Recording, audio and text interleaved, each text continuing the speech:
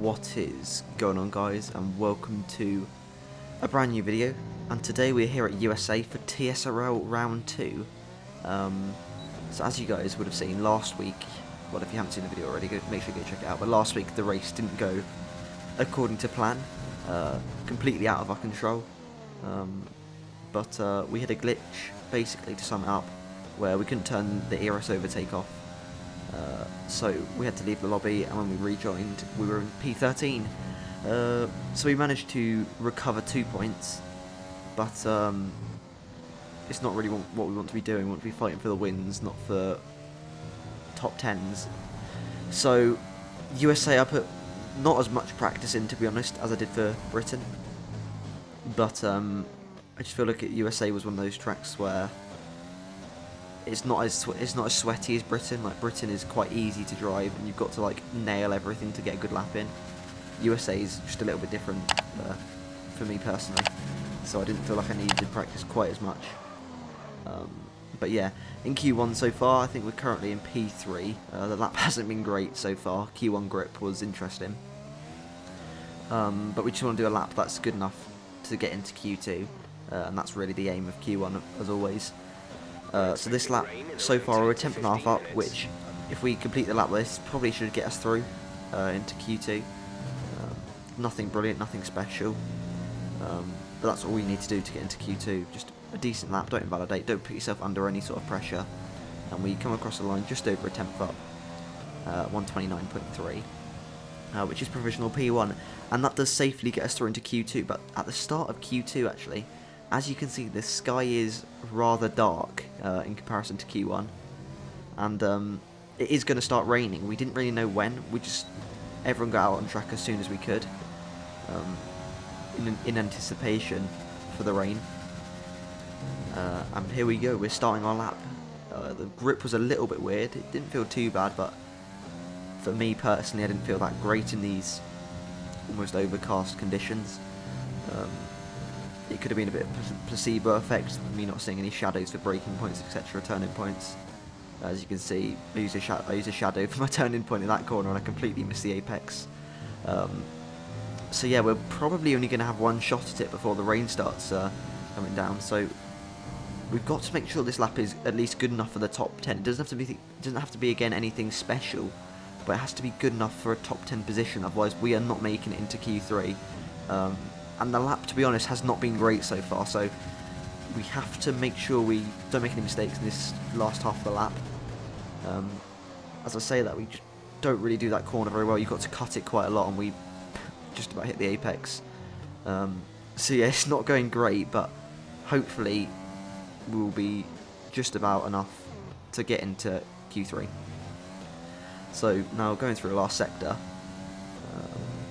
Yeah, I had no idea what the lap was going to be at this stage of the lap, so just try and not invalidate these last two corners. And there you saw the flash of rain, the infamous flash of rain. So it is raining now, and we're going to have that rain effect in the last few corners.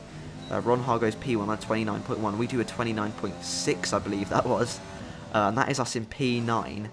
And that did just get us about through. I know JQB got knocked out because he didn't get his lap in, and now we're into Q3. So now this is where it matters. Q3, it's raining now, as you can see. I didn't know if it was going to get heavier or not, and I was the last car out on track, so if it does get heavier, I am in a very bad position, because everyone else can do laps before really the effect of the heavier weather. So yeah, we have to try and basically nail this lap, and we're going completely blind, not done any wet, and as you can see, we're just sliding through here, which is not great. It's not going to be gaining us any time at all. Again, just sliding around here, no grip whatsoever. My setup didn't feel great in the rain, if I'm honest, but it will be a dry race, so that's not really too necessary. I've just got to drive around it, as I think a few of the guys in front of us do make mistakes in their lap, but if they continue their laps, they'll still have a delta to go for another one. Before the rain gets too heavy. So yeah, so far it's been okay. We're trying to not use any of the curb, as I say that we do use that, and we do lock up a bit, missing the apex really, for what you want to be doing. So once again, it's not been great missing the apex. A bit similar to the Q2 lap, as in we're just not nailing it. We're not doing it that well. As JD goes on provisional pole with a 43.7. And I thought this was going to be quite a bit off that. As you can see, downshifting there, I just had no idea what apex speed to really have. There's a car in front of us who we're going to start to get a bit of dirty air from. We're a bit far back, but in this last corner we're a bit too close for my liking, I'd like to say. And because he's there, we can't go for another lap because we will 100% be in the dirty air. But we do go on to provisional pole, and now we're going to have to do a cool down lap because there is a car in front of us. But by the time we've done that cool down lap, onto the next lap, the rain, I don't know if you can tell, has got a bit heavier. And it's just going to be hard. As you can see, we gain time going into turn 1 on the brakes, but on the exit, because the traction's just so much worse now, we're just losing time, sorry. And we're now a tenth and a half down before even the S is here in sector 1. And as you can see with the delta, we're just losing more and more time through here. We do gain in little areas where we made mistakes before, like that corner there. But overall, just from the heavier or the more water on the road, we're just losing overall lap time. And yeah, we end up in P6 because on that lap we did the cool down lap. On the track was still fine, it was still normal. So people could do their laps in, but by the time we got to about the last sector, it was quite bad for us, and everyone else already finished a lap because we lost on the road. But as you see on the formation lap, we have tagged at the back of TSRL Limitless, a bit stupidly from me. But as you'll be able to see, my tyres are on 61 degrees, JD's are on 76, so 15 degree difference, I don't know what for. But because we're on 61 degrees by the time the lights go out, our start is, there's no other way of putting it, atrocious. We get absolutely minced off the line. And we're in an awful position now. The formation lap incident was one of those things where JD broke, I accelerated, I just mistimed it. As we almost get spun around there by Antoine. It just got squeezed in the middle of us. And you can just see the understeer. We should not be understeering off there. We've got no grip at all. As you can see, we're just going wider and wider, and there's just no turning whatsoever on these cool tyres. We're just... There's no other way to put it. It genuinely felt as if my front wing was gone. That's how bad it was. And that's why I was checking my front wing there, because it was just awful. So this first lap isn't going to be great on the tyres. We've got Oxes, I think that was, going around our outsiders. We make a bit of contact, but I literally couldn't turn anymore.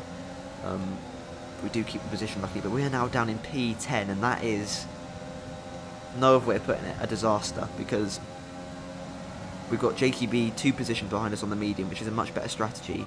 But as we go on to the start of lap 2, TSRL Limitless, Tyrrell Martin, I believe Shazoo Dominic, and in a second Antoine are all going to lag out. You can see Antoine's now got the X over his car. They all lag out, and for some reason there wasn't a restart of the session, which at the time I was in favour for, because I would have been back in P6 and I wouldn't have crashed into JD on the formation lap, and potentially could have done something good from there. But another thing to note is JKB behind us did actually get front wing damage, so yeah, that's going to help us from him. But as you can see, their Smasher, I think, was side by side with Leopard, and he's had a little bit of an incident. We do gain another position on him, so we're now up into P7, which I think one of the positions it was on JD, well, 2 of them on Antoine actually. We gained 2 positions from that, so we're a bit unfairly gaining positions, but it is what it is. But now on lap 5, we need to try and pass the Renault of Florine in front of us. We have a look to the inside, we go down the inside, controlled overtake, we go a little bit deep. We leave him just about enough space. We did make contact, but I couldn't really do much about that. Yeah, on this game, if you really got to like force your moves, otherwise you're just not going to get them done. So yeah, that's just how it is. But now onto lap 10, everyone else apart from me and Leopard in front of me had pit. We go in for the overcut, so mainly we don't get held in the pits, but we still do manage to be held. I think people were pitting lap 8, I think that's when they were pitting. And the tyre drop off at this track is quite insane, so we're going to lose out on a lot of positions. You see Leopard, he was in the race lead, he is now not in the race lead at all, and we're even further behind. And it took us about 2 or 3 laps to really get into the DRS of these guys in front, of Logic in fact. And as you can see, our ERS is now very low because we were just using everything to try and get back in the DRS as soon as possible. But the good thing about this is, towards the end of the race, the last few laps, our tyres will be in a much better position because these guys are going to be at puncture risk, and our tyres will, while they'll be going off, will be much better. And as you can see in front, there's a bit of an incident between Hoopalicious and Smasher. Now Ronha and Logic can get involved, and at this stage I was thinking, do I try to overtake the ghosted car of Hoopalicious, but I just didn't want to risk getting damage or anything ridiculous happening, so I just decided to stick in behind, not taking any risk. It's still quite early in the race, we've got 13 laps to go. And one crucial thing in this race is not getting any penalties. We didn't have a warning at this stage of the race, I don't believe.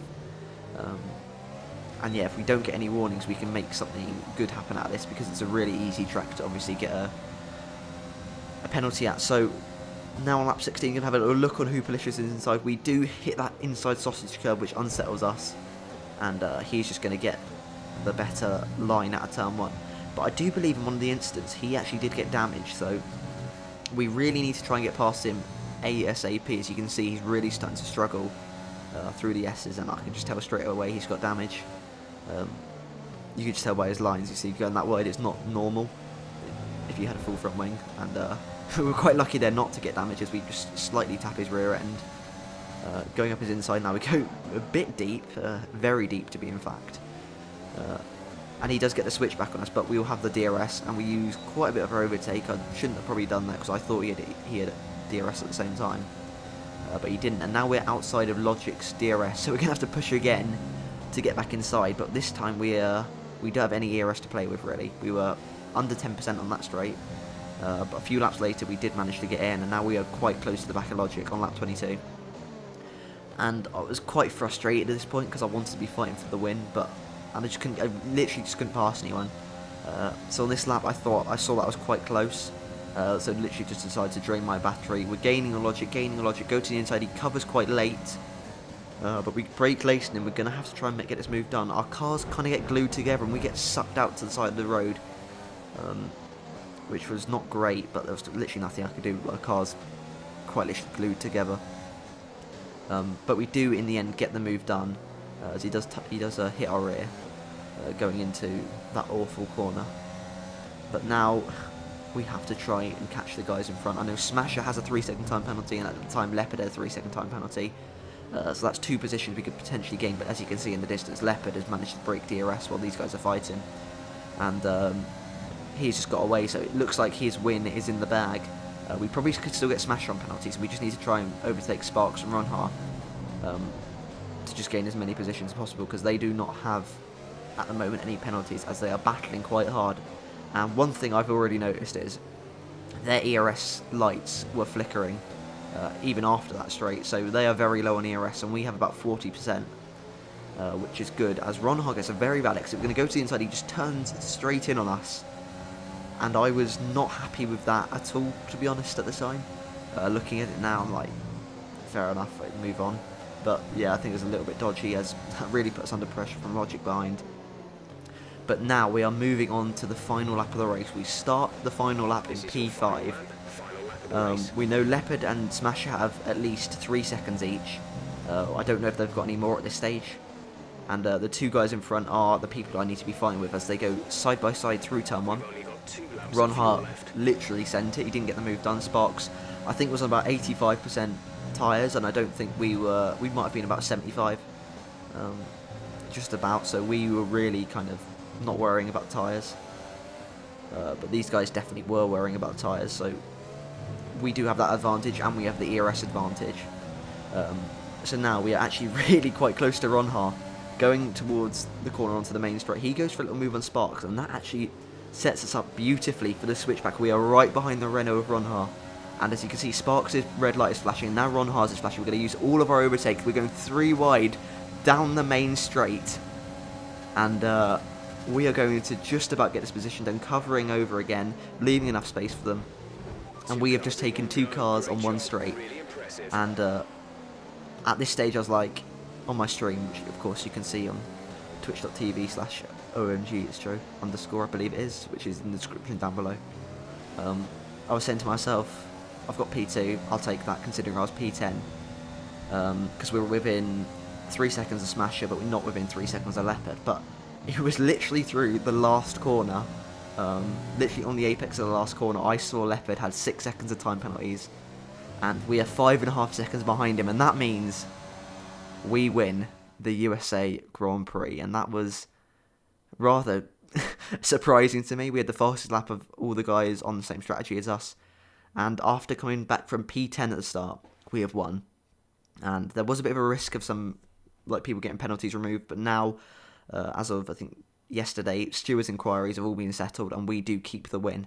So after a really bad first race of the season, our second race has been brilliant, I think it's fair to say, and we are now back in the championship fray, I guess you could say. We are second in championship, obviously only after 2 races, but to be second in championship after coming 9th in 1 race, I think is pretty good. So yeah, that's it for today, guys. Thank you guys for watching. Remember, I stream TSRLs on Fridays at 8, and yeah, thank you guys for watching, and I'll see you guys next time. Peace.